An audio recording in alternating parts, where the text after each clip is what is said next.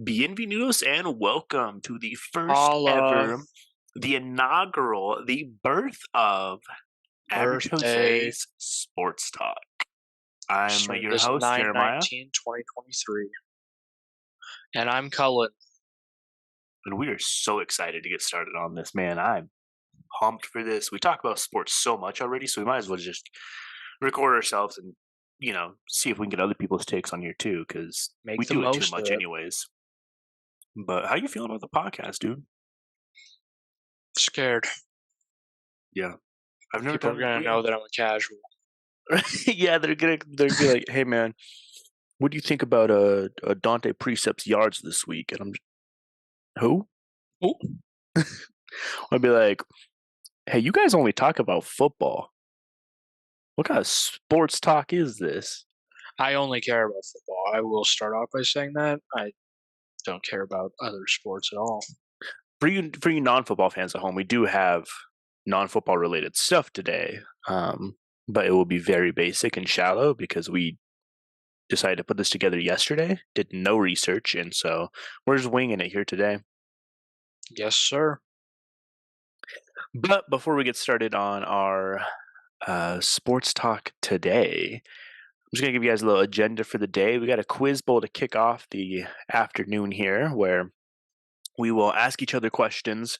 And whoever gets the most questions right gets to start on the next segment called Team Takes, where we will just be talking about how our teams did this past week. It'll probably be very depressing because we don't have good teams. After that, we'll just kind of talk about the sports world in general, just news around games that were fun to watch, injuries and whatnot. Few championships kicking off here soon. I mean, the Champions League kicks off today. The MLB playoffs coming up soon. The WNBA playoffs are going on. So just kind of looking at some of those.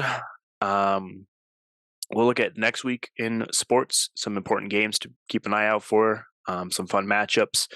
Then we'll got some hot takes that we'll discuss, and then we'll finish off with some pick'ems. But before we get Pick to that, 'em. let's go ahead and knock out a quick quiz bowl. Yes, we can. Do you want to ask me first, or do you want me to ask you first? I guess I could ask you first. All right, hit me with it. Question number one. Who was the best tight end of the week? Best tight end of this week. Interesting. Okay.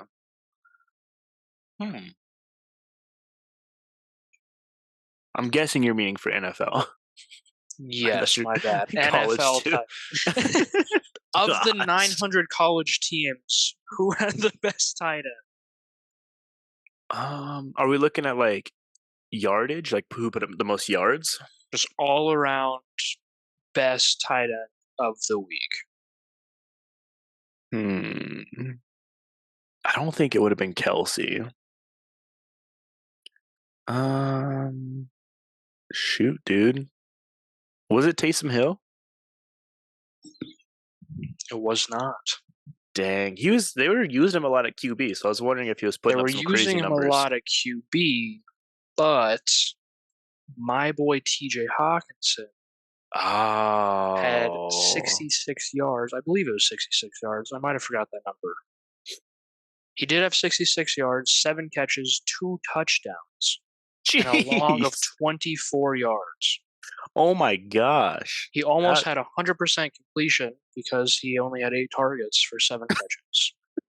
Dude, that's nuts. Wow. And that is why he got me 21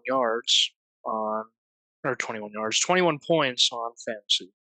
I should have checked fantasy. I should have just seen who your tight end was. I should have known it would have been who you picked. Dang, that's crazy, dude. That's a hard one. Knowing tight ends and who's putting up numbers that's a talent that I do not have apparently, and I need to refine.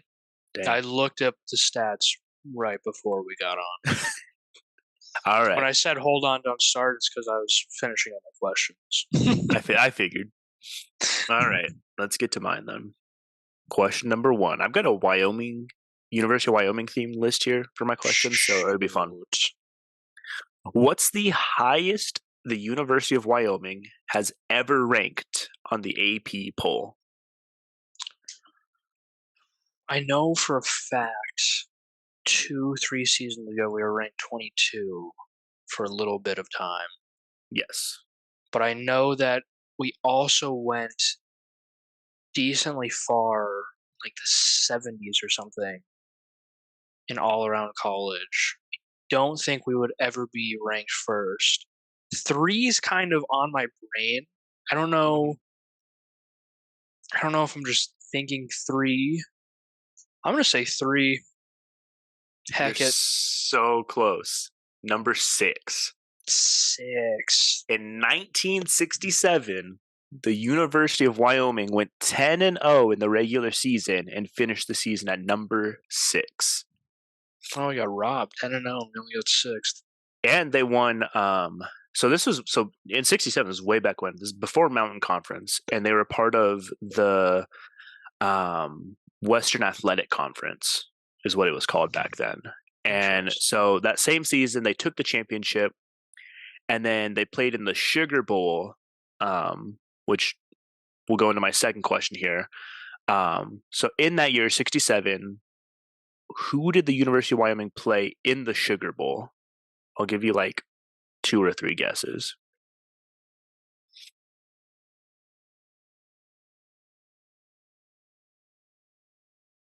I'm gonna ask.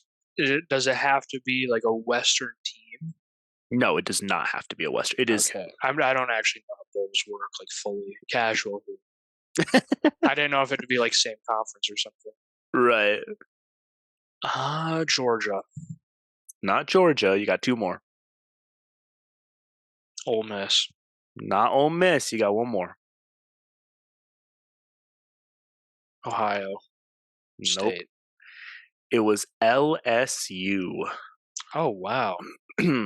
It was our only loss this season. We lost to LSU 20-13 after Ooh, leading 13-0 at halftime. We were outscored 20-0 in the second half. sounds like a Wyoming game. Doesn't it? I read that and I was like, dude, they could go 10-0 and they still play like Wyoming today. We just did that last week. That's crazy. Isn't that nuts? All right, we're both 0 points on the board. This is rough already. All right. My second one was which running back in the NFL had the most rushing yards in week two? Most rushing yards week 2. Hmm. It wasn't Nick Chubb. I'll tell you that much. Could have been if he didn't get his leg taken off of his body. Um, was it Saquon Barkley? Saquon Barkley also got injured. Yeah, but he got injured at the end of the game. It was not. He's not even top three. Really? It wasn't McCaffrey, was it? Nope, it was Okay. DeAndre Swift of the Eagles for Oh my 175 gosh. yards. I watched that game too. Oh, I Everyone watched that game. totally It was forgot. Thursday. Totally forgot about DeAndre. Yeah, he put up numbers that night. That's He also right. put up numbers last week. He had like 30 fantasy points or something. Yeah, dude, DeAndre Swift is insane. He's having a Yeah, I good hate it. season. And with Saquon out, Nick Chubb destroyed. Like Jamal Williams, who knows what's happening with him? Like I think DeAndre Swift has a good chance of being like running back of the year, putting up records. There's McCaffrey. Yeah, that's Thing true. is, McCaffrey's putting up more like touchdowns and like Right. catches. I mean, the week one he had, I don't even think he had crazy yards. I think he had just over like 100, but he had crazy points because he had so many touchdowns, so many carries. That's why he's doing Yeah, so he good in was getting a lot of fantasy is the carries. carries. That's why I drafted him first overall, baby. Don't come at me. You do every year. I do every year. All right. Dang, that's tough. All right, let me do my last one. You need to get this. Basically, if you get this, you got to go first because this is tough. This is your last one. Yeah, it's my third question. How? I asked the first question. Yeah, and then I asked 2 back-to-backs. Oh, I didn't realize that. I'm not smart. All right. How many University of Wyoming players have been drafted to the NFL? Well, I know the year Allen left, there was at least three. That's pretty much the only three that I know of. I remember when I was first getting into football, your dad or my dad was like, "Oh yeah, this guy's like from Wyoming. He's like really Mm-hmm. good." I'm gonna say 25. 85 Oh wow, with that's a the lot highest, more than I thought. yeah, highest drafted overall being Josh Allen. Do you remember what he was drafted at? It God, that was what 2018. was 2018, yes. And it was a great quarterback year too. So it was first round obviously, but like it wasn't crazy high. I don't think he went last in the first round. No, no, it was top 10. I'll give you that much. It was the Bills who Hmm. weren't good.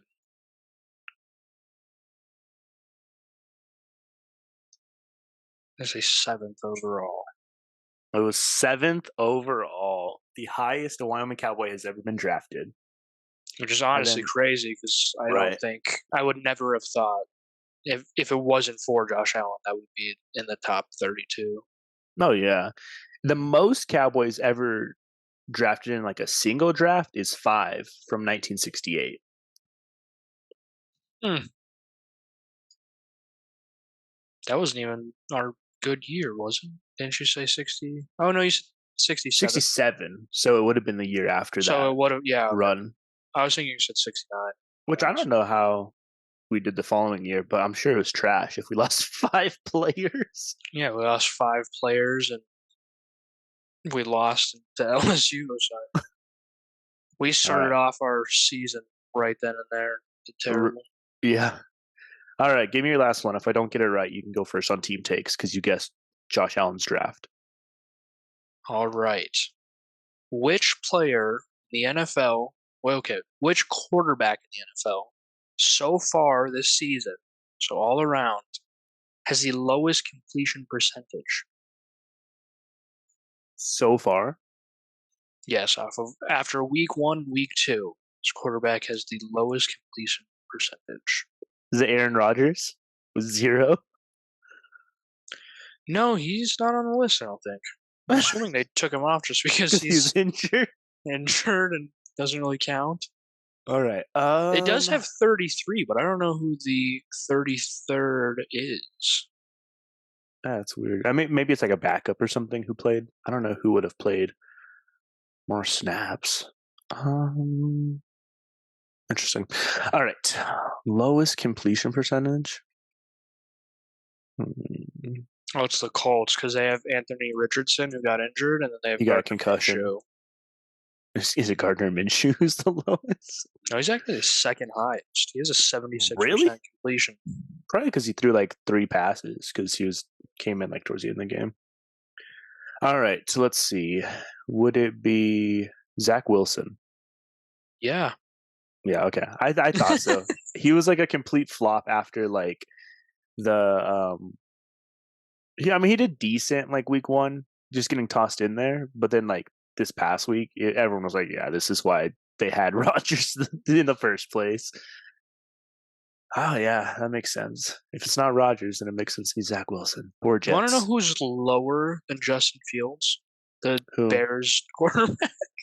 Who? Kenny Pickett, Makes sense. Bryce Young, Makes sense. Joe Burrow. That's insane. That's actually insane. And I've got something on that for later because Joe Burrow Jordan this Love. year, he had a rough week too, I think.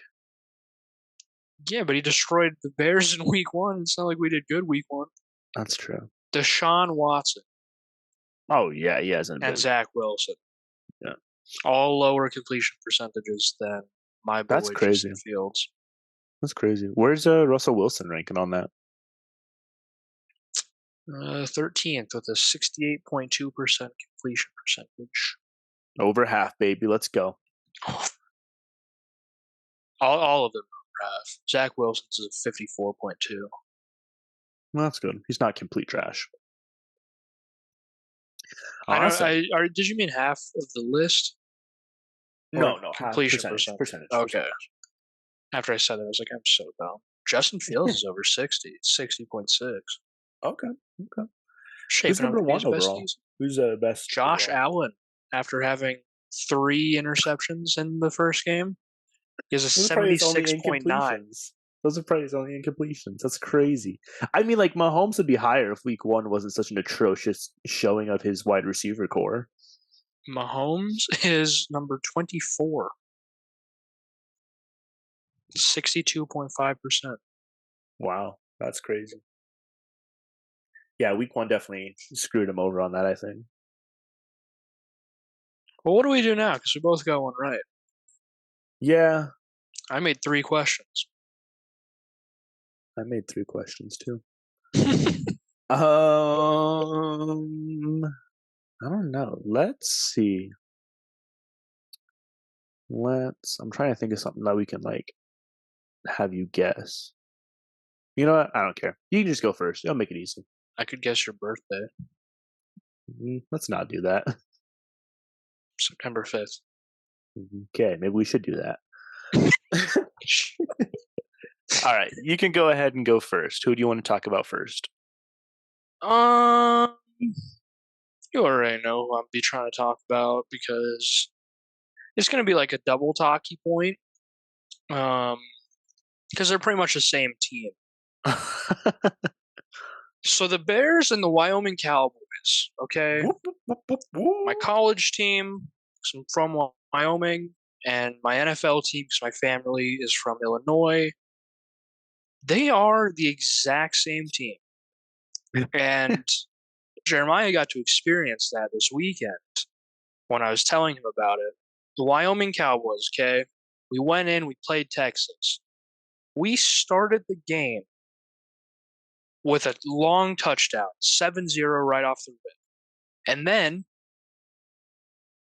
we stopped them with our defense, a 3-and-out, and they actually lost 5 minutes. Then we come back in, and we did nothing. And we kept doing nothing. And then Texas started playing the game in the fourth quarter. It was a close game until the fourth quarter, and Wyoming just stopped playing. 10-10 at one point. Yeah, like I said. And then pick six, the end of the game, just seals away the game. I don't think we had a chance anyways, but it really sealed the game when he threw a pick six at like I don't know, towards the beginning of the fourth quarter. Yeah, no, I think that made every Wyoming fan turn the game off at that point. Wyoming started the game 2-0. They were going into Texas, playing a Texas team that had just beat number 3 Alabama the week before. We had beat Texas Tech. We had beat who else did we play? Portland State. But Portland State, yeah. I mean that doesn't count, like really count. But we started the season 2-0. Haven't seen that in a while. I don't even know if we started 2-0 without Allen as a quarterback. Yeah, I don't know. But we could have been ranked after that. Like if we had beat a number 4 Texas team after they had just beat number 3 Alabama in Texas, we would have been ranked. We would have been 3-0. I was thinking it is our season. I was getting my hopes up. And then in the fourth quarter, we stopped playing after. I mean, really, we stopped playing after the first drive, but we really stopped playing after the third quarter. What's crazy too is like the rest of our schedule is like a lot of Western Conference teams, so I don't think there's a chance for us to break that top 25 now. Even if we win the rest of them, maybe we do, but like No, I don't think so.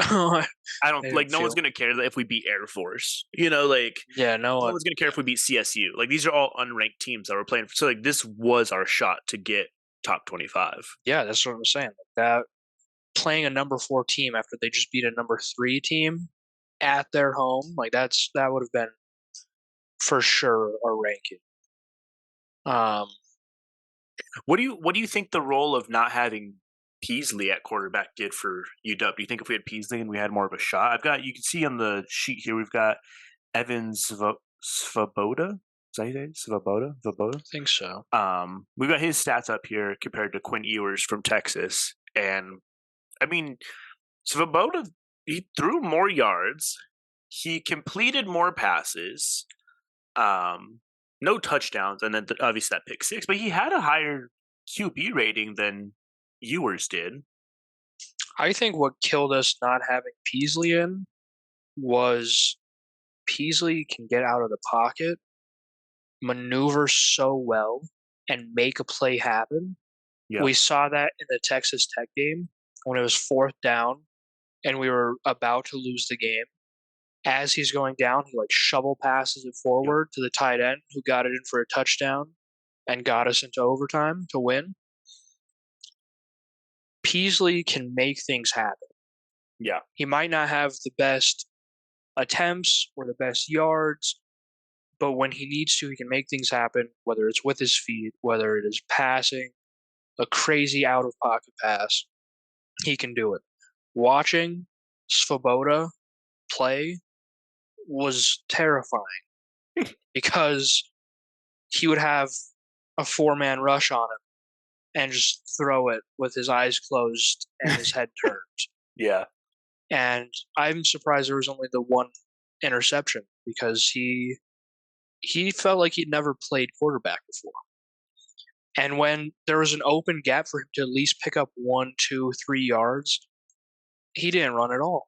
He would just try to throw it and make something happen. But it was like he was scared of moving his feet. I think the game would have been. I don't know if we would have won still. I was expecting us to lose anyways, Mm, but I expected the game to be a lot closer than that. And I think it right. would have been if Beasley was in. No, that's fair. Now, this might be a hot take. Do you think, after watching that game, watching the previous week Texas Alabama, do you think Wyoming could take Alabama, especially with the QB issues Alabama's facing right now? I do think that's tough because, like you said, they don't really have a QB. But what killed them in the Texas game was how many penalties they had, and maybe turnovers too, but for sure penalties. So if they had played a clean game, they would have beat Texas. So it really just all depends on how they go. I think with our good like rush defense and our good like solid defensive line, I think we could pressure the quarterback a lot better and we would have a chance of beating Alabama, but we would still need Peasley to be in on Oh the yeah, offensive side. oh yeah. I mean, Texas is number 3 now. We haven't seen a Texas dynasty like this in years. Like it's been forever since we've seen Texas compete at this level, and so it's been an interesting college football season so far, and it's just been like 3 weeks. So I'm interested to see what Texas is going to do for the rest of the season. I mean, beating Alabama and Wyoming isn't really anything to write home about, especially this year when Alabama's struggling with their QB room and when Wyoming has a concussed quarterback. So, like, I feel like Texas hasn't had a true challenge yet. Um, but it'll be interesting to see moving forward what that looks like. They clearly have the defense to stop teams. I mean, they held up Alabama in like to such insane minimal yardage. And then on top of that, like their quarterback Ewers, he is a pretty stud QB. I mean, he threw 11 completions for 131 yards and 2 touchdowns. Like that's actually nuts. And what's more insane is he had a lower QB rating than Svoboda at 61.4. Yeah. And so I think Texas has a good shot at chasing a championship this year.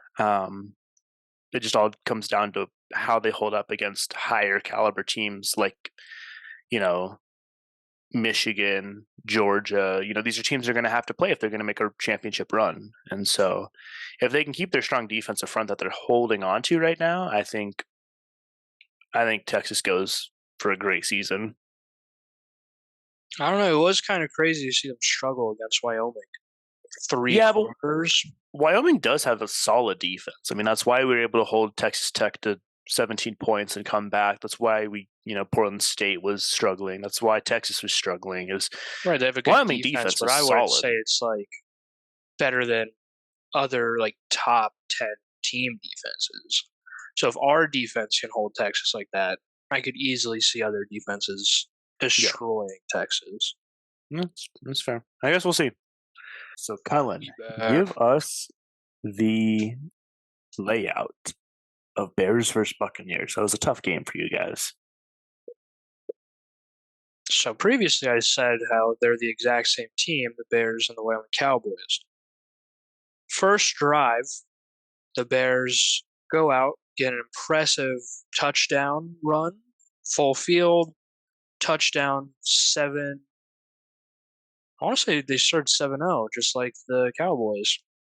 Held the Bucks to, I think, a field goal right after the drive after their touchdown. 7-3, looking decent. And then they stopped playing, like the Cowboys. The score was 27-17. The Buccaneers won. The Bears' second touchdown came towards the end of the game. It was like halfway through the fourth quarter, I want to say. The Buccaneers only had 20 points, though. So it was 17-20 Buccaneers winning. And we get the ball back on the 2-yard line, I want to say. And you'll never guess what happened. Justin Fields throws a pick six on the goal line, and the game turns from a possible tie up going overtime, possible get a touchdown and win, to now down 27-17. And that's exactly what happened in the Wyoming game. Like I was At least Wyoming was already down like 2 possessions at that point. yes, but it was the exact same. Started off great, did nothing for the rest of the time, and then throw a pick six in the fourth quarter when you're trying to go downfield and tie it up. Now the Bears threw a pick six with like 2 minutes left, maybe four, I don't know, but a lot less time than Wyoming did. So they had, that was pretty much the seal of the game. Yeah, it's tough. Um, Justin Fields went 16 for 29, 211 yards, which I mean, he is It's getting not bad. more Yeah. yardage. Last season, I mean, his over under for yards is like 145. Jeez. And now he's more consistently getting, over 150 and close to 200. He had one touchdown, two interceptions, one being the pick six. He also got sacked 6 times. Yeah, that's a disgusting number. With Baker Mayfield at Disgusting. 0. Yeah. When we were doing our pass rushes, there were so many times it would feel like the D lineman would just stop running at Baker. It felt like they would just kind of like stand right in front of him and see what he was going to do instead of fully rushing and hitting. They were just not putting any pressure on Baker, so he was able to do whatever he wanted. Justin Fields, I've been saying this as a Bears fan for years. We need a better line. Everyone talks about how bad the quarterback situation is, but the quarterbacks don't even have chances to throw because the line doesn't give them enough time. I'll give them credit. It's getting better. There's more times where I'm like, oh, wow, he has time. But it's not every play that I'm like, yeah, he has time to throw the ball. Also on the Bears, 100% on the Bears and Wyoming. Excuse me. Hold on, I'm dying. Actually, Getting choked up over the Bears over here and how heartbreaking of a game it's been. While you recover from that, I think, I just want to talk about how Justin Fields being sacked 6 times. I mean, that's insane, especially for a quarterback that we know can be as mobile. He's got a lot of potential for being a mobile quarterback. We've seen him bust out 80-yard rushes when the pocket collapses. And so do you think in these 6 sacks, how much of it was he just got overwhelmed too quickly and how much of it was he just needs to step up in the pocket and maybe tuck and run at certain points because, his receivers aren't getting open or the pocket collapse is just too quick to make a, good pass? let me tell you my thoughts on the evolution of Justin Fields. So he came in, and like you said, he was doing these 80, 60, 70-yard runs for touchdowns. But everyone was clowning him so hard Right. because they were like, oh, the Bears signed a running back as their quarterback.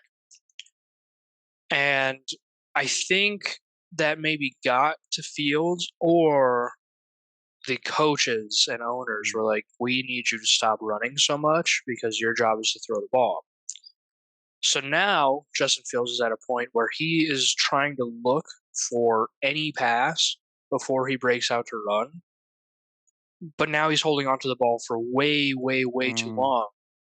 And another thing, I think he's holding onto the ball so long. He's waiting until someone is completely wide Right. open before he throws it, because interceptions were such a big thing for him season 1 and Right. 2, and everyone was talking about that. So now I think he's at a point in his career where he's listening to everyone way too much instead of going with what feels right, because he's holding onto the ball so long, waiting for someone to be wide open so he doesn't throw an interception. And he's not running it because he doesn't want people saying how he is just a running back in the quarterback position. Right. And I think once he gets out of his head and starts just doing what he needs to do, he has the potential to be an insane quarterback because he has the run game and he has the quarterback skills. I've seen so many of his college highlights. He has the skills for quarterback, but he's just way too in his head about what the media is saying. So he's playing way too conservative for what needs to be played. Yeah. No, I think I agree. I mean, he's at a point where he's being called to basically mature as a quarterback and step into this role as your stereotypical quarterback of, pass the ball, hand the ball off. You're not really busting out runs unless you have to. Um, and I think that's going to hurt him. I think he has such potential to be such a crazy hybrid quarterback of a, people, like you said, people calling him for being a running back, but it's like if you have an offense where you can have two running backs in the backfield and one of them can throw the ball too. Granted, Justin Fields isn't perfect at it yet, but if you keep working on it, that is such a dual threat team. I mean, you got QB options you can constantly run. You've got shovel passes, flea flickers. Alongside the fact that the second the pocket collapses, Justin Fields is gone. So then all of a sudden you have to have one, maybe two QB spies on defense at all times. Because what if, you're going man to man with like a cover one or something, your safety back there tracking all these deep routes. No one's watching Justin Fields. That's a 30, 40-yard run right there. And unless he goes for more because it is Justin Fields and he has the speed and agility to do so. So I think the Bears are hurting themselves by not allowing Justin Fields to be the running quarterback he could be. I mean, you look at Lamar Jackson. Why was Lamar Jackson's first season with the Ravens so memorable? It was because he was such a crazy running quarterback. I mean, think when he was at Louisville, everyone was talking about this quarterback that could also just bust it out of the pocket for like 70 yards, like it's nothing, who has the speed and agility of a running back. No one was making fun of him because it was the first time we were seeing it and it was phenomenal. We saw it with Mariota in Oregon way back when. And again, everyone was impressed and amazed by it. And so you see Lamar Jackson, you see Justin Fields who can do the same thing, and you see Jalen Hurts who can also do the same thing. And it's just interesting that Justin Fields is the one who's getting made fun of the most and clowned the most because of his lack of ability at actually throwing the ball that they need to develop Yeah. more. I mean, that's why they're making fun of him. So I don't think the answer is making him stop running. I think the answer is keep pushing that, especially if you're not going to have a line that's going to protect him, but work on his passing so that he becomes that dual threat that he has the potential to be. Yeah. I mean, and I've seen once the pocket collapse and he's able to get out of it and even just run along the scrimmage line, like Mm, he can get the ball out if he needs to, but he's playing so conservative. He's staying in the pocket even after it collapses, and then he's just taking the sack. If he can get out of that pocket and run along the line and then get a 2, 3 yard pass, that's positive yardage. And I think he's just so scared that he's going to throw an interception or if he runs, people are going to be talking about it. And it's like, who cares? No, none of these people that are talking about you running are making millions of dollars. None of them are winning NFL football games. None of them are trying to Now get there's to a Justin Super Fields, Bowl. but Stop. None of them are trying to get to a Super Bowl and, make their franchise a name. Like no one's that's talking about you doing these things is doing what you're doing. Like, who cares what they're saying? Once that pocket collapses, get out and run it for even 5 yards. You don't have to make a 70-yard run every time, but get positive yardage or get out of the pocket, throw it to someone who's 2 yards deep, get those 2 yards. Tom Brady wasn't super successful because he just stayed in the pocket until someone was wide open. right. He threw a check down pass, got the 3 yards, and then looked for something else the next play.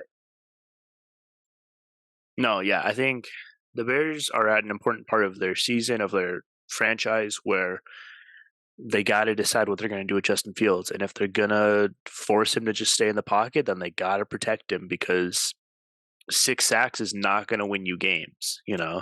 He's feeling that pressure, and that's why he threw 2 interceptions, and one of them was a pick six at such a pivotal moment of the game. So it'll be interesting to see what they do going forward, but I'm hoping they don't give up on Justin Fields, because I do think he has good potential. But moving on to another disappointing game, we have one of my teams, the Denver Broncos, versus the Washington Commanders. We lost this game 35-33 after being up 21-3 at one point before the half. Legit, 4 minutes before the half, we were up 21-3. At halftime, I think we were up 21-17. That's how out of hand it got. I Yeah, will say I really liked this game it was a good because game. one of my Yeah, you my have Robinson, flex don't you? players made the last 2 touchdowns for the Yeah. Commanders. Brian and, Robinson or whatever. Yeah, Yeah. that's my I boy. saw that. That made me mad. The game made me mad. I played you in fantasy this week, so I wasn't happy with that. It was yeah. I don't even know where to start. I mean, what's Brian crazy Robinson had 38 points. yeah, it's nuts. What's crazy is Russell Wilson had 18 completions out of 32 passes. Not a great completion percentage, but 18 completions for 308 yards. Granted, 50 of those yards were in the last play of the game. Yeah. But he threw 3 touchdowns, 300 yards, 3 touchdowns, 1 interception, granted, and was sacked 7 times for a QB rating of 54. And I guarantee it's just because of the sacks. I guarantee the only reason it's so low is because he got sacked 7 times. I'm assuming because Fields got sacked 6 times for 42 yards. Yeah. No, you're losing yards on all those sacks. So, I mean, yeah. And Russell Wilson is not a mobile quarterback. He's not the type that can step up in the pocket. It's not as and young take as off. it used to be. It's not as young as he used to be. And that's the issue with the Broncos turning into a retirement home and getting all these quarterbacks getting ready for retirement. Is yeah, Joe Flacco was good at one point in his career. We just happened to get him when he was collecting his retirement paychecks. And, Peyton Manning was good at one point in his career, and thankfully he was still at that level when we got him. I mean, he still had a couple years left in him. But Russell Wilson hasn't been good in a couple years. He hasn't been good since he beat the Broncos in the Super Bowl, way back when. And his first season. And I don't know if it's Russell Wilson that's the problem. I don't know if it's Sean Payton. I mean, we had Hackett last season, Sean Payton this season, and it's looking like the exact same season. So, I mean, you guys scored more than 18. Still lost, but you did it. Scored more than 18. That is true. We didn't last week, but yeah. And I mean, Russell Wilson making an Aaron Rodgers-esque play of a 50-yard Hail Mary touchdown pass was just insane. But those of you listening, might agree with me, but I know you do, Cullen, that there was a little bit of interference on the 2 point conversion. And Saw two different yeah, interference. it was rough and it cost us the game. And I don't ever want to be that fan where I'm just like, oh man, if the refs weren't on the other team's side, then we could have won. I don't, whatever. Right, But because if your team's good enough, then they wouldn't have needed a 2 point conversion with no time right, left. But at the same time, that is such that an did insane cost part them of the the game. game, and it felt thrown to me. I mean, like I said, I saw two different pass interferences after a crazy Hail Mary that got passed back 3 times. I was so excited to see the Broncos tied up and go into overtime, mainly because I wanted Robinson to get more points in overtime. But to see two pass interferences, I was like, oh, cool, they get to try again. And then they're like, and that's the game. I was shocked that not a Yeah. single ref on the field called the two different pass interferences. At least one for sure. The other one, maybe, it was so close in the end zone. Maybe they're saying it was only, the 5 yards that they get. Right. But the one that was going directly to the guy for the 2 point conversion was 100% a pass interference in my vision of what a pass interference is. Yeah. Um, I feel like they definitely should have got their half the distance to the goal and then replay the 2 point. Yeah. It was a rough ending, and I'm not too hopeful for this season. Maybe we can do terrible enough we get first Neither am pick I. and can get like Bo Nix or something. We're not going to have a No, good draft the class. Bears are still in the NFL. We're both competing for first pick of the draft at this point. What's funny is I'm pretty sure the only two games that the Bears can win this season is against the Broncos Oh and yeah, the we play each Panthers. other. And it's at like Week 4 in Chicago. that week 4. Okay. I was like, could you imagine if the Broncos Bears game was the last? You guys played Packers last of the season, but could you imagine if it was Yeah. the last of the season to determine who gets the first round pick in the draft? We're both sitting at 1 and Just throw in the game. 15. Russell Like, oh Wilson's like, shoot, interception. And they're like, oh shoot, accidentally fumbled it. those stats would be disgusting. Justin Fields, 7 interceptions, 0 touchdowns. Russell Wilson, 10 interceptions, 1 touchdown on accident. Accidentally threw a touchdown because he is Russell Wilson. Gosh, yeah, that would have been nuts. But I do see the Bears beating the Broncos and the Panthers because they're both in Chicago. And those are the only two games I see the Bears really winning this season. Yeah, I think you guys probably take us in that game. It'll be a fun one to talk about after it happens, but we need like maybe put up like a little gentleman's wager for that game. I don't know what we would do, but $200. no money, please. Oh, Baldur's Gate 3. that's money. Oh, it's a video game. All right, That's let's get money. away from this depressing football and get to Oregon versus Hawaii. That's Heck football. yeah. Well, depressing football. I said get away from depressing football. We're getting to good I football. thought you just meant football in general. We got the University of Oregon, baby. 55-10 against Hawaii. I don't want to talk about it. But You dude, hyped it up like it was insane. I know. Hawaii. What's so terrifying is we play Colorado next week, and it's going to be like our first official test of the season, I'd say. I mean, we played Texas Tech, Portland State, and Hawaii. None of those are like, yeah, we struggled against Texas Tech. So like, Struggled worse than Wyoming did. I know. I think Colorado is going to be a good measuring point of how we're looking this season, and if we actually have a good, championship run in us, or if it's just we have an easy schedule. Because I mean, I'm going to take Colorado. yeah, that's fair. But hey, man, we moved up 3 points after this game to number 10 in the latest AP polls, so I'm happy with it. Bo Nix is having himself a season already. How do you move up 3 after beating against Hawaii? I have no idea who we passed, but It's like going to play like dodgeball against some kindergartners, and then you move up to first place because you beat them.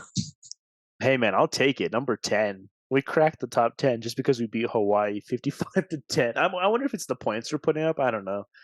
But I mean, Bo Nix, dude, 247 yards and 3 touchdowns. I know they're talking about him for a Tight. Heisman run this season, but like it's hard when you have like Shadir Sanders and Caleb Williams also making Heisman runs, and they're both also putting up ridiculous numbers. So I don't think Bo Better Nix is numbers than Bo Nix. okay. I said ridiculous. I didn't say better. Okay, Bo Nix is also They putting are up better. ridiculous. Everyone's putting up ridiculous. Bo Nix is just a slightly less ridiculous. He only had 247 yards. What should your throw against CSU? I don't know, but that one game he had like 500. Oh yeah, I'm not even gonna look up that. I forgot he put up the 500-yard game. No, yeah, I don't. As much as I'd love to see Bo Nix get a Heisman, I don't think he's getting one. Let's look up some stats.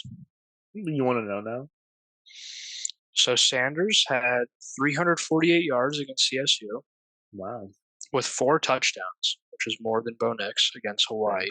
thanks. Against Nebraska, he had 393 yards, two Nice. touchdowns. And then against ranked number 17 TCU, game one of the season, he had 510 yards and 4 touchdowns. You want to hear what Caleb Williams is doing? Probably nothing. No, it's something. Caleb Williams, first game, San Jose State, 278 yards for 4 touchdowns. Then they played Nevada for 319 yards for 5 touchdowns. And then they recently played Stanford for 281 yards and 3 touchdowns. He has already thrown 12 touchdowns on the season in 3 weeks of football It's disgusting. for almost 1,000 yards. What's Dog, Bo more, Nix what's in insane is their he's ranked 4th for QBR for the season. must be how low of yards he has or something. Maybe he has a bad completion percentage. No, his QBR for the first 3 games, 84.9, 92.1, 97.6. Who's doing better than that? I have no idea. Let me see. Anyways, what are you gonna say? Bo Nix, the game that they won 81-7 against Portland State, only Mm-hmm. had 40 more yards than this Hawaii and the exact same amount of touchdowns. Nice. Well, here's an AP. Is it AP? And it's not even AP. I don't want to read through this. It's top 131 quarterbacks. I'm not about to sit through this. Here we go. Season leaders QBR. Michael Penix Jr. from Washington is leading Never with heard an of him. average of 94.2. Let's see what Michael Penix is doing this season. Goodness. Oh my gosh. All right. So here's his stats. First game against Boise, 450 yards for 5 touchdowns. Okay. Second game against Tulsa, 409 yards for 3 touchdowns. And Not latest bad. game against Michigan State, 473 yards for 4 touchdowns. He has thrown 1,332 yards for 12 touchdowns in 3 games. That is disgusting. That's I ridiculous. don't know if Justin Fields will have 1,000 yards in the whole season. Yeah, Bo Nix is ranked 17 on QBR this season. God. So, is Wyoming in this list? I don't think Wyoming's top 50. Yeah. Dude, that's... Oh, no. Peasley, number 23. Oh, wow. That is actually really surprising. He's averaging a 78.8. Shadir Sanders is number 21, so kind of close. Yeah, that's crazy, dude. And then second is Texas A&M's quarterback, who has 909 yards and 8 touchdowns on the season. Third is Oklahoma's quarterback with 905 yards and 11 touchdowns, and then Caleb Williams at 4. So that's insane that like Penix is doing this. I don't think I've heard anything about Penix as a Heisman potential. Never even heard of him. So if he's not in the conversation, dude, it's rigged. Like that's insane. You know it's rigged. I know. Dude, last season he finished with 4,641 yards and 31 touchdowns. Yeah. Yeah. Glad Yeah. he goes to the NFL For real. Maybe the Broncos can get him. in 20 years. Yeah. All right. Next up, we will head on over to our news around the world segment, talk about some sports happenings around the world. First agenda I got here for news around the world. I mean, we got to talk about it. Colorado versus CSU. It was such an insane game, probably one of the best games of this past week out of all of football. Such a good game. Was I Colorado won this game 43-35. There's plenty of fights happening before and during the game. But before we get to probably all this, after? did you watch the Henry Blackburn hit on Travis Hunter? Yeah, I mean, I definitely think it was a late hit, which they didn't even call it a late hit. They called it pass interference. Sorry, yeah, they call it They something. I think it was pass interference. Yeah, they called it pass interference on the guy that actually hit him. They called something else on a different guy. I was like, that doesn't make sense because he's the one that came up with the late hit. He wasn't even there when the right. pass happened. How's that pass interference? So they definitely like let him off easy. I don't know. I wouldn't say it was like a targeting call, so I wouldn't say that he needed to be Right. ejected or anything. But it was definitely a dirty hit. The I ball mean, was on the floor before he even yeah, hit it, play was and he over. slammed into him with the shoulder. I mean, Travis Hunter went to the hospital with a lacerated liver. Which that I don't get, because like the area that he hit him, I could have swore was on like his front part of his And body. I didn't the thing understand how it is, lacerated his liver. right. And the thing is, he didn't go to hospital after that play. He played like for Yeah, like another quarter and then like just couldn't do it anymore. So I don't know if like it was a separate injury. I don't know if that just like loosened up his liver for something else to last. I don't know. loosened Like up his liver. I don't know how it works, but that's just insane. And now Henry Blackburn, the guy that hit him and his family are getting death threats over the whole situation. Like I'm not saying you should send death threats, but like I'm not telling you not to send death threats. If you would, I'd be like, what's crazy is I couldn't tell you to send him to like this address right here. That'd be insane. Like if I It'd be like gave crazy. you his address at like 222 West Boulevard, Fort Collins. That'd be nuts. That'd be That'd be nuts. like that. That's not something you can do. And I couldn't tell you that he's always at his home from like 7 to 10 p.m. at night doing nothing but just sitting there. That'd be insane. Like Disgusting. Like wild. And I absolutely could never. It'd be insane for me to even mention the spare key under his doormat. Like that's nuts. like you can't tell people that because they might use that to their advantage. So Be an understandable situation. no, that is tough. I mean, like anytime like a player gets death threats for playing the game, like was that hit dirty? Yeah. Was it unnecessary? Yeah. I don't know what was going through his mind when he did it. If he truly thought the ball was still in play and just made a mistake, or if he was like, "Oh, I'm about to put Travis Hunter out of this game because he's their best player." I don't know, but it's still tough that him and his family have to like deal with this now. Do you think that Colorado's a fluke after watching this game? They dropped a point to number 19 after that. Hmm. Does this like show anything about his college? I mean, they beat TCU first game of the season, so clearly like that they're not a fluke on that end. TCU they were competing in the championship last year, but they did just struggle against CSU, who CSU is 0-1 to start the game. CSU had a whole week off too. Like they have not played football since like 2 weeks ago. I don't know. It's tough. I think Colorado definitely has some things that they need to look at and address and get worked on. But in the fourth quarter, Colorado showed that they are not a team that just gives up easily. They fought really hard and then came back and won that game, Right. sealing it with a interception during the overtime attempt to The get their third touchdown. overtime, second So overtime. I don't think Colorado's like a total fluke.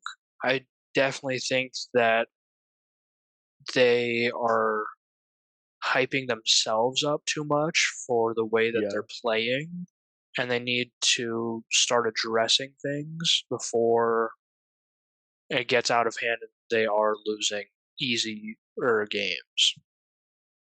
I will say I was at a Target in Fort Collins yesterday when I overheard two CSU fans talking about the game, and one of them did say that they humbled Colorado. That was a big part of the game, was that Colorado's been humbled. Do you think going forward that Colorado is going to be less about hyping themselves up, more serious, more, we need to treat teams not with respect, but like with a degree of seriousness, and so we're not just coming into every game cocky and undisciplined? Or do you think we're not going to see any change in Colorado's culture? I don't think they need to change anything. I just think they need to play harder. It felt like there was a lot of times where they weren't playing at 100%, even 75%. There were so many plays where I was like, you guys know you're still playing, right? You know you're Right. tied. The game isn't over. You still have quarters left to go. There's just many times where it felt like they were not going 100% and giving it their all. But then towards the end, when they started actually playing the game, they started giving it their best efforts. That's when they started to come back and eventually win the game. So if they can be on for all four quarters, they won't need the overtimes because they'll be killing teams by 20 plus points. Yeah. I do think it was a good test for Shadur Sanders to just really test his level against these teams that are going to give him a hard time. And I mean, he was getting sacked, they were getting pressure on him, he was throwing interceptions. So I think it was a great test for him to learn to control his emotions, to learn to just grit his teeth and get through it. I mean, that drive that Colorado had at the end of the game to tie it up was insane. They legit started on like their 5 or 10 yard line, and Shadur Sanders had some big passes to push him downfield. So I do think it was a great game for him. Stats wise, you talked about that, but I think also just mentally, it really showed him that he can handle it. He can take this. Um, he might have a concussion after that targeting it. Yeah. So they haven't said anything about it. So hopefully he's still good to go. I mean, they could just be hiding a concussion, but whatever. It's But not our lives. yeah. All right. So quick game I want to talk about is the Florida Tennessee game, or at least the end of the Florida Tennessee game, because it was kind of nuts. So Florida wins 29-16. Florida has the ball to end the game. Tennessee has no chance of winning. 20 seconds, 10 seconds left. Two possession game. And Tennessee calls a timeout as the clock's winding down. Like, Florida does their kneel or whatever. Clock goes down. People start to walk onto the field how they do when the clock's out. Everything's wrapping up. And then all of a sudden, the whistles are blown. Refs tell everyone to get back because Tennessee calls a timeout for no reason but to make Florida run another play. They can't win the game off this play. There's literally no reason for it. And so what ends up happening is they do this. Florida has to take a knee again. So, quarterback calls hike. He's going to burn the clock out because it was like 4th and 16, I think. So, like, he calls hike. He drops back a little bit, just waiting for like pressure to come to him, and then drops and does a knee. Well, after he does a knee, a Tennessee player just pops him for no reason, right? Fight breaks out. Everyone's angry. Everyone's going berserk. Insane ending. Tennessee ends up dropping 12 points to number 23, and Florida jumps into the top 25 poll at number 25. So, what do you think was the reasoning behind Tennessee's coach calling this timeout? Like, what was going on with all this? I mean, if it was fourth, I didn't see what down it was, but if it was fourth, he knew that they would have to do another knee, which would give them like a couple seconds left on the clock. Mhm. Um, so my only thinking is he's trying to get as many points as possible. Right. I'm wondering if that determines, their ranking. Maybe if they'd scored another touchdown, made it Mhm. closer, they would have been higher than 23. Also, The rivalry game too, I'm pretty sure. there's thing that happened with the Rams. They kicked a field goal even though they couldn't win the game. Everyone Remember was that, saying it was yes. because of Cover the Vegas or spread. whatever. But people in the comments of that video said it's to have higher total points because if at the end of the season they are tied with someone else, the exact record, trying to get into the playoffs, then they go down to total points on the season. So those 3 extra points could push Right. them over. I don't know how that works in college. I don't know how that affects ranking and everything. That's my only thinking of why they would try to get the ball back with 4 seconds left. Um, I do want to talk about the hit though. Yes. Yes, you could tell the quarterback was going for a knee, but also as a defensive lineman's job, Right. Play to the whistle. he's supposed to keep going until that whistle blows. And once the quarterback goes to take a knee, he doesn't like fully hit him. Yes, he maybe like leans in with his Kinda shoulder. popped them, yeah. The quarterback's going down though to his knee. Obviously, he's going to drop to his shoulder level. But once he hits him and then like pulls off Mhm. and like comes back and raises his arms. I did think it was a late hit, like I said. I did not think it was like this super aggressive hit that everyone online is talking about. I Right. watched it over and over trying to see like, It maybe definitely he wasn't, does yeah. this, but it definitely wasn't like a malicious, oh, I'm going to destroy that quarterback. I'm going to make him hurt. I'm going to give him a concussion. I'm going to make sure he doesn't play next week. Like once he started to go down, it did feel like the the defensive dude pulls off, still gets the hit in. He should have known that the quarterback wasn't going to attempt a full run. But again, his job is to keep going until the whistle blows. That quarterback Right. didn't take a knee right away. Not often do you see them get in victory formation and And then then not. stand up and run around. Like for all that Yeah. defensive dude knows, that quarterback's going to try and book a run right now and get another touchdown just to say "f you" to Tennessee. So I I think didn't think it was a super malicious, right. disgusting hit, I but think I part of the do reason agree that Florida it wasn't. reacted yeah, I think part of the reason Florida reacted the way they did was because they already felt disrespected by the timeout. They felt like it was ruining their celebration. I mean, they beat Tennessee. They beat a ranked team. And, this timeout happens. They can't celebrate yet. The whole thing probably just felt disrespectful to them. And then out of nowhere, their quarterback gets hit while giving himself up. It's gonna cause some hurt feelings.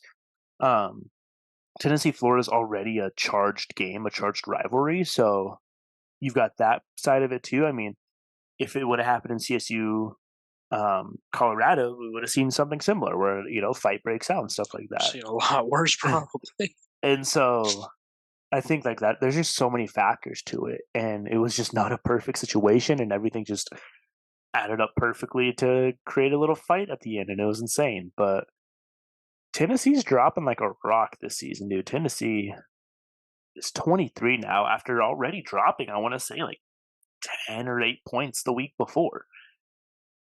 Is it possible we see Tennessee exit the top 25 polls next week? Don't know. Who do they play next? I feel like they have to have a big game if they Yeah. want to make a comeback. They play UTSA, the Roadrunners, unranked team. If they don't win that, then they have a problem. Oh, if they lose that game, it's over. Their season's done. Yeah. Sweet dude. Yeah, it was a crazy game. I just want to talk about it. But what I want to get to next is Alabama versus South Florida. Now, Alabama struggled. This game, they won this game 17-3, got off to a really slow start, and they even dropped 3 points to number 13. I don't know the last time I've seen Alabama outside the top 10. It's so weird to say. Um, they're having some serious quarterback troubles. They have used 3 separate quarterbacks in their last 2 games. This week against South Florida and then last week against, Texas. Jalen Milroe was benched against in the Texas game because Texas was last week, I think. Yeah. Um, he got benched after 2 interceptions, didn't play a single snap this week. This week, we see his backup, Tyler Buckner, get benched against South Florida after going 5 for 14 and 34 yards for what I'm pretty sure was like the first half. So then they bring in their third stringer, redshirt freshman Ty Simpson to finish the game, who goes 5 of 9, 73 yards, but again, 0 touchdowns, 0 interceptions. What is going on, dude? Like, I haven't seen Alabama struggle ever. yeah, I've seen them throw a quarterback to the NFL and then the next season have a Heisman winning yeah. quarterback immediately. It is weird seeing them not have full establishment.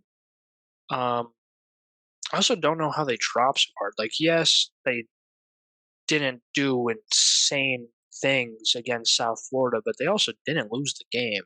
I do think So it's I don't know interesting why that, they dropped 10 spots. yeah, they dropped 3 to number 13. They were 10 Oh, before. yeah, But I do because they think it's lost interesting to. that Georgia was struggling in their game, but Georgia didn't move at all. So I do think that's like like they still won and they won by a decent amount. But I mean, like Alabama won by 2 possessions. Um, Georgia put up more points, I know, than Alabama did. I A do think lot it's more interesting. points. But again, though, Michigan at number 2 also struggled. Um, Ended up winning the game, putting up decent amount of points. So I don't think Michigan. I think if Michigan had performed at a higher caliber, we could have seen those 2 swap places. But I don't know. But Alabama won Alabama by more points. Georgia only won by 10. really, yeah. The So I don't know. Georgia game was 24-14 against South Carolina.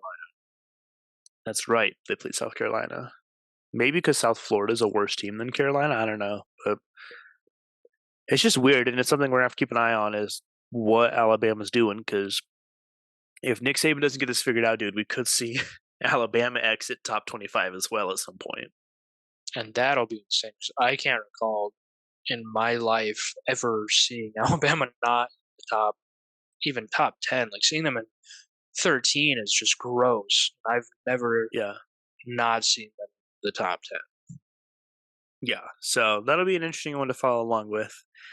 Um, Jumping over to NFL for a little bit, we got Bengals versus Ravens. Joe Burrow versus Lamar Jackson. Ravens win 27-24. Joe Burrow seems to always struggle against Lamar Jackson, is what I've seen some reports on. But is Joe Burrow the most overhyped player of this year? He got a 5-year, $275 million extension. Went 81 total yards against the Browns last week, 227 against the Ravens. So is he overhyped? And is it fair to give him some grace, some mercy because of this calf injury that he's dealing with? What are your thoughts? I will say I've always thought Burrow was overhyped. I'm not like hating on him. I still like him. I Mhm. still want to see him succeed. But since he joined the NFL, everyone was always just hyping him up like he was the greatest player to ever grace the field. Joe Shiesty. And I think it was literally just because he had the one dope picture of smoking a cigar in the locker room That's after all their it win. was after the LSU And championship. so after that point, everyone's like, he's the greatest player to ever play in the NFL, and he will win 47 Super Bowls before he retires. But he hasn't ever been insane. Yes, he has a great connection with, Mixon and a great connection with Jamar Chase. Chase, Yeah. even Tyler Boyd and Higbee, or Higgins. Is it Higgins? Higgins. Okay. Um, I've always thought he was overhyped. Now, I will say, week one was disgusting, and I don't think he was that overhyped. I think he has a lot more potential than week one. But I mean, the Ravens are a good team, and I felt like that was an average day for the Bengals. I think what usually carries them, maybe not carries them, but it's usually like 50-50 run game pass game. So everyone's always been hyping them up. Yes, they made it to Super Bowl, but their run game on top of their pass game is what helps. And their defense has been trash this season. I have them on So bad. fantasy. They haven't done -2 this week. anything. Yeah, they're so I don't think their defense is helping them out even a little bit, but I don't think their offense is looking terrible. I think Joe Burrow is playing a little under average what he usually Mhm. plays, Do you think it's but the is calf injury? also I don't know because I thought it was more serious in the off season because I had heard that he wouldn't be playing for like weeks, Right. and then he played week one. So it could be the calf injury. They started him way too early for what he was able to deal with. But again, I don't know how serious of an injury it was. So I don't know, what's affecting him. He's also never been like a Right. super mobile quarterback. He'll run when he needs Right. to pick up, a few yards. But being in the pocket is where he hits great long passes downfield. And you don't really need a strong calf to stand there and throw a Hmm. ball. Yeah. I I don't think we see a Bengals Super Bowl run this year. I don't think they will do enough to fix it. I think it's just weird because it feels like they've got some good weapons and stuff, but I don't know what's holding them back at this point. Maybe they just have hit their potential and they're not going to get to a Super Bowl. Um, One of the hot takes I want to talk about later, but we'll just get to it now because it lines up perfectly. As we're going to start talking about 49ers Ravens game this last week as well. 49ers won Rams. that one, or 49ers. Did I say Gators? What the heck? Said Raiders. Raiders, weird. 49ers Rams. 49ers won 30-23. Now, 49ers are having a great season. So here's the hot take that Brock Purdy will win a Super Bowl before Joe Burrow gets one. Hmm, And I think it's a I hot could take see that I that. agree with 100%. I could see that happening this season. But I don't even think it's because like this season. I don't think it's because it's like Brock Purdy's surrounded by like McCaffrey, Debo Samuel, and like they're gonna carry him. I think Brock Purdy is doing just as much work as the rest in the group project. I mean, McCaffrey, Purdy, and Debo Samuel all had rushing touchdowns, right? As long as he stays healthy, I mean, If he can he stay has healthy, potential to be a yeah. top 5 quarterback. Yeah, I don't have let me find his exact stats for that game It's just insane because that they were able to find him after having it's a Trey third string. Lance Yeah, and Garoppolo. Like, the fact that things lined up so well for him to come and show his potential, it was I was blown away. I'm not, like, his biggest fan, right. um, but I do think he's a great quarterback, and I think he has potential to grow so much in the league. Yeah, he went And 17 where to he's at, 25. Yeah. Yeah, I went 17 to 25 for 206 yards, no touchdowns, no interceptions. Like I said, McCaffrey, Samuel, and Purdy all had a rushing touchdown.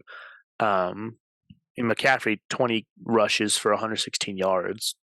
Yeah, I mean, I think what's really carrying the 49ers a lot this season is going to be their defense. I mean, we had two interceptions, I want to say, during that whole game. yep, Um, so I think not only that Brock Purdy will get his ring before Joe Burrow, I think there's a very good chance that he's on the road to the trophy this season. I think the yeah, 49ers, if they're going to do it, it's going to be this season. I mean, looking at like their toughest matchups, you got the Cowboys and the Eagles. I think those will be good testers to see how the 49ers are playing. But then like their toughest games besides those two are like the Jaguars, Buccaneers, Seahawks, and Ravens, which I could even understand an argument that these aren't even tough matchups for them. I mean, Jaguars are doing decent. They gave the Chiefs kind of a run this last week. The Baker Mayfield Buccaneers are being insane this season, so I could see that as a tough matchup. I don't want to Geno, call them insane. They played the Bears and the Vikings. that's fair. Those aren't tough. I mean, the Vikings defense is a little tough, aren't? Don't they have like a better defense? Their defense played all right. Their offense didn't play. So Oh yeah. with a Um, 49ers offense that can play, then I feel like they easily yeah. beat the Bucks. I think they easily beat the Buccaneers. Geno Smith Seahawks. I mean, two completely opposite weeks, so I really don't know what the Seahawks are looking like this season. I think they have potential, but I don't think they beat the 49ers. And then the Ravens, I think, could be a tough matchup just because Lamar Jackson Ravens have always just been a good offensive team. And they have Um, a good defense. right. So, I mean, that's their road to the playoffs. Is those are their toughest teams.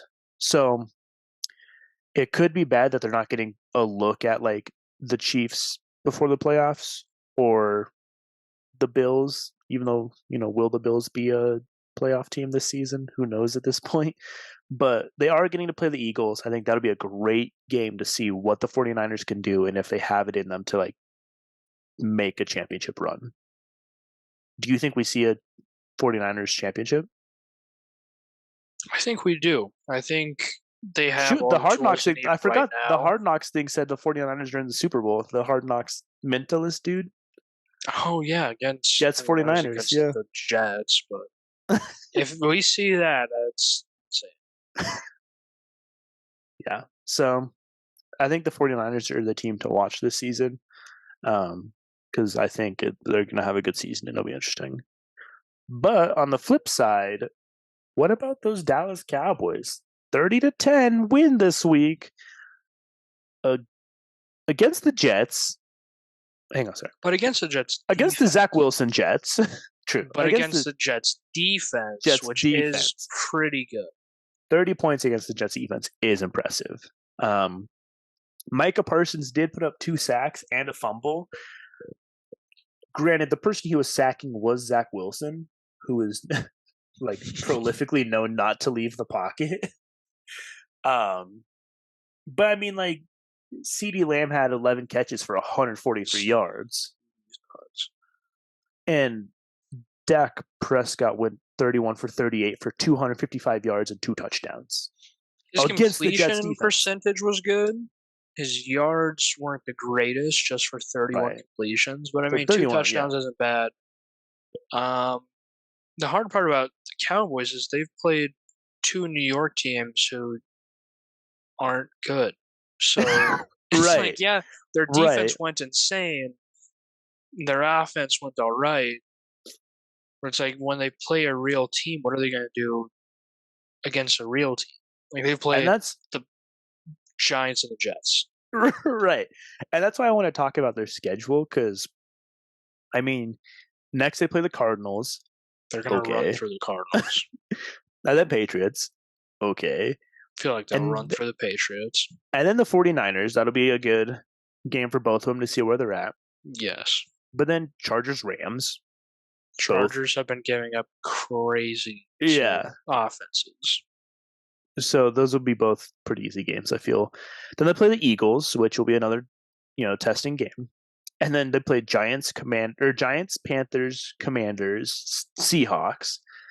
Good little run there. And then they play the Eagles again, so it'll be good to see how they can change after that first Eagles game. If they lose that game, if they can fix what they need to fix in those couple weeks so they can beat them next time. Then they play the Bills, which a season or two ago I would have been like, that's going to be a tough game. I don't even know this year. I don't know what's going on with the Bills. And then play the Dolphins, which could be a decent game. And then they play the Lions. That'll be a good game. Yeah, I think it'll be good. And then the Lions defense has been doing really good this season too. So they've got a tougher end to their schedule going into the playoffs. I think overall, like the Cowboys have a fairly easy schedule. So I think it's I possible we see predict them. that they just run through the easy teams, get Yeah. a good win percentage, get into the playoffs, and then do what they do every year and lose in the playoffs because they're playing Yep. actual teams now. Yep. And I think that's what their problem is they have such an easy schedule. So of course they're getting playoff eligible. Because they're not And a then they, bad team. right. They're just not a top team to be beating the top teams. Right. So I don't think we see the Cowboys let fans down in the regular season. I do think it comes round 2 of the playoffs is what I'm thinking. I think we see a round 2 exit. I think I could see them with a round 1 bye and then lose to the 49ers Yeah. in Yeah. in playoffs. Yeah, I don't think they beat the 49ers. So, yeah, that's the stuff. Is there any other games that you want to talk about from this past week?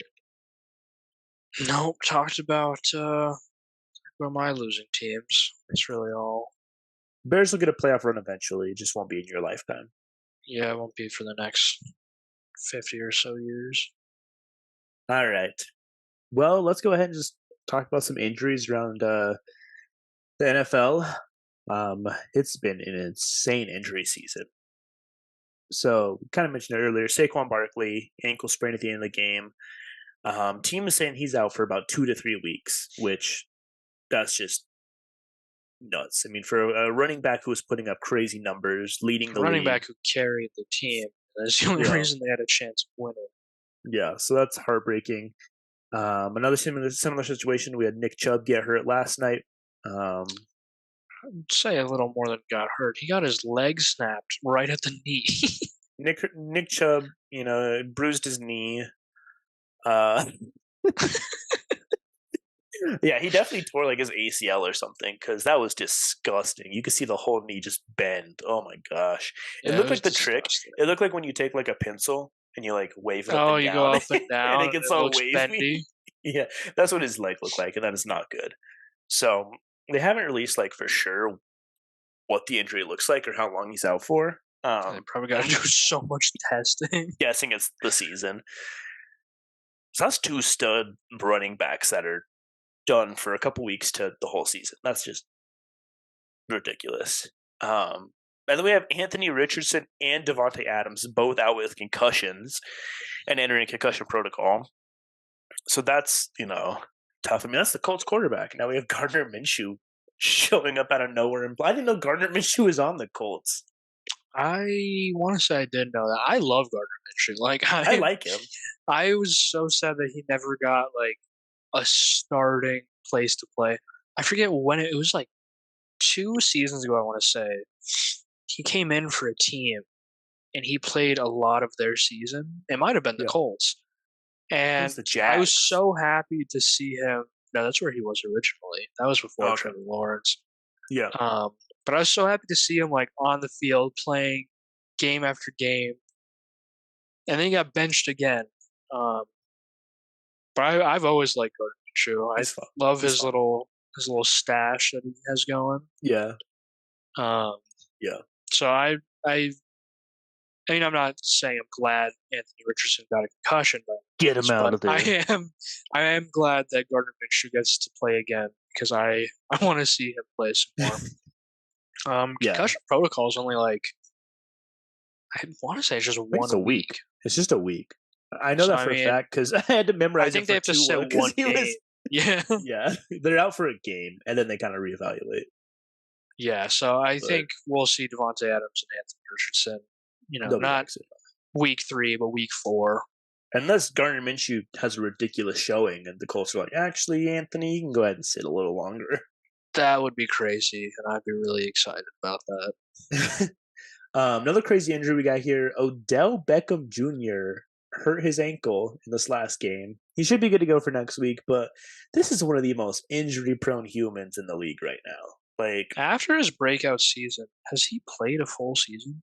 I don't think he has. He I had mean, one like, great season, was super overhyped, and then hasn't done anything since the this man is famous the Odell this catch. man is the RG3 of the wide receiver position, where Oh, because everyone loved RG3 him. at least gave up. He had to. He was missing his kneecap. Dell could give up too. Gosh, Man yeah. doesn't stop, but he's not offering I anything. haven't bought into the Odell hype train ever, and I'm never gonna jump in at this point. So He is on the Ravens, correct? yes, he's on the Ravens now. I do think it's good that the Ravens got him just because the Ravens didn't have a wide No receiver. wide So receivers. Yeah, even though Odell might be washed and definitely isn't playing how he he can used catch the to, ball. he can play football, and that's what the Ravens need. He's no Kadarius Toney. I'm sorry. Week 1 was Um, hard. Week 1 was hard. all right. He caught balls this week, though, He on did. my How many points bench. did he get you? Oh, I think 7. that's I not didn't bad. play him. Yeah, I'm I playing wouldn't have Kirk played this him. week. Yeah. All right. Your very own Darnell Mooney out with a knee injury. Not really sure when he's coming back. Do you know what he did in that? No, I think I was driving when that happened, and then I got there and it was like, Darnell Mooney's out. I was like, okay. I want to say he had done something to it week 1, and then like aggravated it week 2. Okay. Um, So hopefully it's something minor. I think that's no, maybe that's David Montgomery's thigh injury. Maybe it was Darnell Mooney. I don't remember. One of them though, I think it was Darnell Mooney. He like bruised it week 1, and then, like you said, aggravated it this week. So they might just need could to be give him a week Mooney. off. Um, I don't know. I mean, I don't want to see him out. I love Mooney. I'm Mm-hmm. glad that he's one of the players that stayed on the team. But we do have DJ Moore. Um, Claypool actually played this Claypool's week, not bad. Yeah. so it wasn't a week 1. He didn't do anything. He actually played this week. Apologized to the team for not doing anything week 1. He did before the game. He went to every person and apologized for not blocking or playing in week 1, Yeah, and he then got actually played, under got a fire. touchdown in week 2. So we have I the do wide think it'd be. receivers You guys played the Chiefs this week, so I think it'd be good to just sit Darnell Mooney out and because let we're him gonna get rest a week. smoked anyways. Yeah, there's no So need to risk him again. we have wide receivers. We run the ball mostly anyways. We have plenty of people. Darnell Mooney should easily be able to just take a week, Yeah, heal don't up, risk it. come back.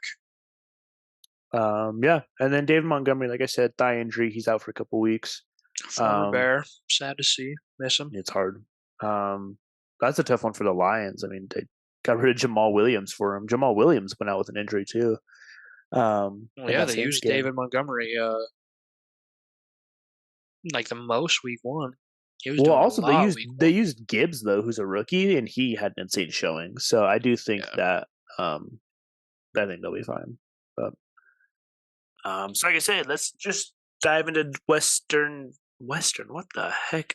WNBA women's Western basketball. NBA. I saw the W and I was thinking of the WAC Western Athletic Conference from earlier, and I don't. It's in my head. Women's national basketball. So like I said earlier, it is the playoff season now for women's basketball, which is kind of crazy because I feel like it snuck up on us. And so I thought I would fill you guys in on. Good over there. No, my mic cut out. Yeah, it did. Anyways, yeah, I thought I'd let you guys get some updates on women's basketball. So the Las Vegas Aces have swept the Chicago Sky 2-0, and they're already moving on to the semifinals. The Dallas Wings play against Atlanta Dream tonight. Wings are leading 1-0. The New York Liberty are leading 1-0 against the Washington Mystics, and they also play tonight. And the Connecticut Sun are tied with the Minnesota Lynx at 1-1, with the final game being tomorrow night. As I was doing some research on this, I was blown away by the fact that there's only like 8 teams in the women's playoffs. That's an entire conference bracket for men's basketball. So that was just crazy. But yeah, we'll keep you guys updated on the playoffs as they keep going. The MLB playoff picture is starting to form. Playoffs will be starting October 3rd. With the Orioles and Rays already clinching a playoff spot. But plenty of teams are still fighting to fill out that bracket. I mean, I think like Yankees, Red Sox, Rays.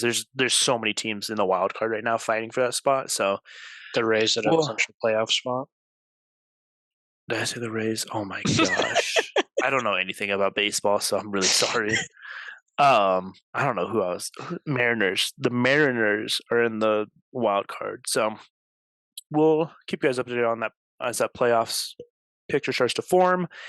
And finally, we got the Champions League kicking off today as Manchester City seeks to repeat their championship last year. There's honestly a lot of like surprising teams in the Champions League this year that I was surprised by. you don't see like a lot of the usuals of like Manchester United, not City. I almost messed it up. Liverpool, Arsenal. I think they're in, but like there's a ton of other like teams too. So Yeah, I it'll be don't know interesting anything about to soccer, so I see wouldn't what it be looks like. surprised by any of them. Again, don't know much about soccer, but let's go ahead and just look at next week in football. Um, and just some games to keep an eye out for. You want to read that list first, Colin? All right, we got the Chargers with the Vikings. As always, I'm a Bears fan, but I'm also a sports fan, and I'm also in a fantasy football league. So I have Kirk Cousins and TJ Hawkinson. I want and I hope that the Vikings do well against the Chargers, and I think the Vikings have the Chargers. Yeah, I think Um, they take them that week. It's an important game for the Vikings. I mean, 0 and yeah, to 2 to start start the off season. 0-3 for the Vikings would just be disgusting after having a playoff run last season. Up next, we got the Patriots versus the Jets.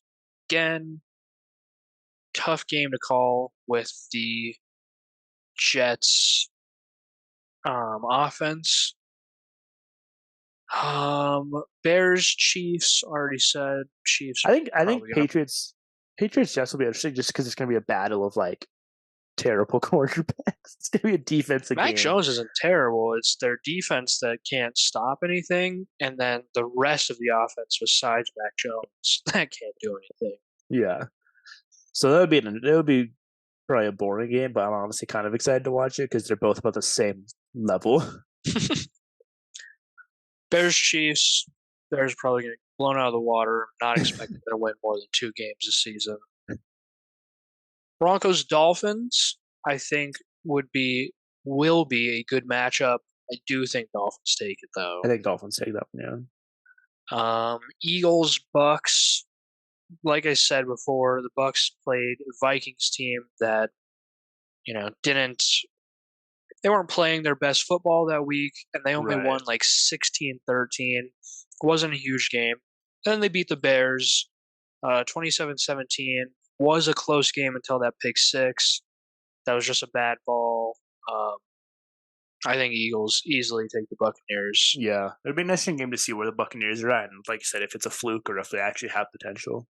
And they have a good kicker, so if anything, they get a lot of long field goals. Right. Um, should be a good game, though. Rams, Bengals. This will be an interesting game just to see if the Bengals step it up again this week after stepping it up hard week 2. Rams, decent first week, hard second week playing the 49ers, playing the best defense Right. in the league. And they didn't even lose that bad. They lost, by 7. So it will What's be. crazy is if you would have told me Rams Bengals game like 2 years ago, I'd be excited. I'd be like, these are two top of the league teams. Rams That was the Super. Super Bowl. What do you mean? They didn't play in the Super Bowl, did they? Yeah, the Super Bowl's the Rams versus the Bengals. There you go. I totally forgot that it was the Bengals that they beat. Wow. Yeah, the Yeah. Rams was that was that season. So That's just 2 two years Super ago, Bowls ago. I would have been excited because it was the Super Bowl. Now I'm It's not the because Super it's Bowl Monday and, Night Football. could drink and eat a bunch. No, it was a good game too, but I just don't think that we're gonna see that level No, this both Monday. dropped off hard after that Super Bowl. They Yeah, both peaked that season, and then yeah. the next 2 seasons they They're were kind of mediocre keeping at like the best. exact same like levels with each other Maybe they're hoping to get back into the Super Bowl together next season. together. Um, Then I can do college football. yeah, you can do these ones, I guess. I was just about to talk. So, like I said, Oregon plays Colorado. Oregon is a 19.5 favorite in that game, which I think is being generous to Oregon. I think that's super generous. I think Colorado covers that spread. I do have a feeling Oregon could win it, but it'll be a tough matchup, and I do think it'll be like a 3-6 point game. The thing is, Oregon plays pretty consistent, whereas Right. Colorado plays up and down. If Colorado Right. plays their best and Oregon just plays their consistent, I think Colorado does take it. That's fair. Then we got Penn State having to cover 14 points against Iowa. These are two ranked teams. I think Penn State might be able to cover 14. Iowa's not bad, but Penn I State's can't having a tell really you good season. why. I've always loved Iowa. I don't even I think like it's because of the Iowa. team. I think I like The colors. the colors and the logo on the helmet. Yeah. I don't think it's anything other than that. Every time I've watched Iowa play, I'm like, I hope they win. I Yeah. every time. I don't know why. So I do hope Iowa wins Yeah. just because I like Iowa for no reason at all. It's totally fair. Here's an insane one. They have Ohio State covering a 3.5 spread against Notre Dame. Ohio State's the favorite. I think Notre Dame takes that game. I think Notre Dame beats Ohio State. I don't know. I think Ohio State beats that game. If it's the team I'm thinking about, which I'm pretty sure it is, let me real fast waste some time by talking so I can look at last week's matchups and I can find the game. Notre Dame beat Central Michigan 41-17. It's Central Michigan. Um, Right. so it's like obviously you expect them to win. Ohio State beat Western Kentucky 63-10. Again, Oh, little no-name Western school. Kentucky, yeah. Western Kentucky is 2-1 though, Yeah. but they're probably not playing good teams. Ohio State put up 35 in the second quarter. Jeez. Um, Notre Dame, I'm pretty sure was tied at one point. No, I guess the closest Central Michigan got was 14-21, but Central Michigan is a 1-2 team. Right. Yeah. Like Ohio State went in playing a 2-0 team and then beat them 63-10. Notre Yeah, Dame it went in was playing a 1-1 team and was only 7 points ahead of them at one point. yeah. They were tied at 7. Like it was eventually in the third quarter they did pull away, winning 41-17, but it wasn't like an insanely, oh my goodness, Notre Dame just beat this, low ranked team. I feel like Ohio State easily covers that spread and wins the game. I think it's fair. Next we got Alabama covering a negative 6.5 spread against Ole Miss. I don't know if Alabama That's does it. I don't know if Alabama does it against Ole Miss. I No. don't know if they. I don't want to say that they do. I want to say Ole Miss wins that game, which is sad to Yeah. say. My family is from Alabama, so we always watch Alabama games. I wouldn't say they're one of my teams, but I definitely root for them every time, and Right. I see them winning every time. That's because they've always been such a dominant team. Right. But this season, not having an It's established rough. quarterback, not having a team, I think their defense is the only thing that's really holding them in still. So I think it Right. comes down if their defense can fully stop Ole Miss and their offense can make it work just enough to win the game. Yeah. Last matchup, we got Oregon State versus Washington State. These are two stellar teams who are climbing up the rankings this season. I think that'll be a really fun game to watch. I think Washington State takes it, but I think I Washington wouldn't State I takes it. wouldn't count Oregon State out. So that'll just be another game to watch out for. But those are some games to keep your eye on this upcoming weekend for College Game Day and Thursday, Sunday, Monday night footballs. Um, yeah, dude. Now it's time for some hot takes. I got a couple good ones for you. The first one I got for you, how's this sitting with you? That Baker Mayfield takes the Buccaneers, maybe not this season, but maybe next season, to an NFC championship. Not necessarily wins it, but takes them to it. I could see it. And I have always loved Baker Mayfield. You're a Baker fan. I know you're a Baker Since the fan. second he came in the NFL, I love Baker Mayfield. I love him as a person. I love his commercials. Love the way he plays. I think he's a great dude. It was tough seeing him beat the Bears, but I wasn't angry about it because I love Baker Mayfield. And I hope that he does establish himself on a team finally to the point where he takes them to the I want to see him take them to the Super Bowl. I don't even like Yeah, the Bucks. I hated them a lot when with Tom Tom Brady Brady. went, but I hope he takes them to a Super Bowl because I love Baker Mayfield and I want to see him succeed. Yeah. So I think it's a fair take. I think we see the Buccaneers NFC champion run. I don't know if they win it, but I think they get there. All right, next one we got is Micah Parsons the best player in the NFL? I don't think we can say that. I don't think so either. I think that is the It's hottest. That for is one, such a it's hot week take. 2. For 2, he did really well against 2 New York teams He had with 2 sacks terrible on Zach offenses. Wilson. Only I two. I don't feel think like you you put can him. say that at all. Yeah, I think that's not a good one. I think that one fails. That does not pass the hot take test. Yeah, I think that was just crazy. Another crazy one we got here is the Patriots. Is it are the Patriots um the worst team in the league? No, I don't Who do think you you can say that at all. who do you think is? Well, the Bears are on that list. It's hard saying as a Bears fan, but I'm not gonna lie. Bears are on that list. Cardinals are on that list. I'd say the Giants are on that list above the Patriots. I don't think the Patriots are like one of the top even 16 teams. I don't think they're top 50%, but I don't think they're the worst team in the NFL. Yeah, I don't. I'm not. It doesn't sit right with me. I don't think the Patriots are the worst. I think. I mean, they're still led by Bill Belichick, and I think as long as you have Bill Belichick as your head coach, you're not going to be like the worst team in the league. So I think they're just in a rough spot. They have no, crazy players right now. They're out of They're just a not time. fully established yet. Yeah, they're out of a time where they're a dynasty, and just not going to see performances like you did when you were a dynasty. So, but I don't think they're the worst. I think you still got the Broncos and Bears at the bottom of that list. Oh, you're putting the Broncos below them. I would have put the Broncos above them. I mean, Broncos better than Patriots, just because I don't know. It's tough. Anyways, those are the hot takes. I already gave you my Brock Purdy one earlier in the episode here, so Which let's wasn't even get a to. hot take. It really wasn't a hot take. I think it's a very I solid feel like cold that's a take. normal take.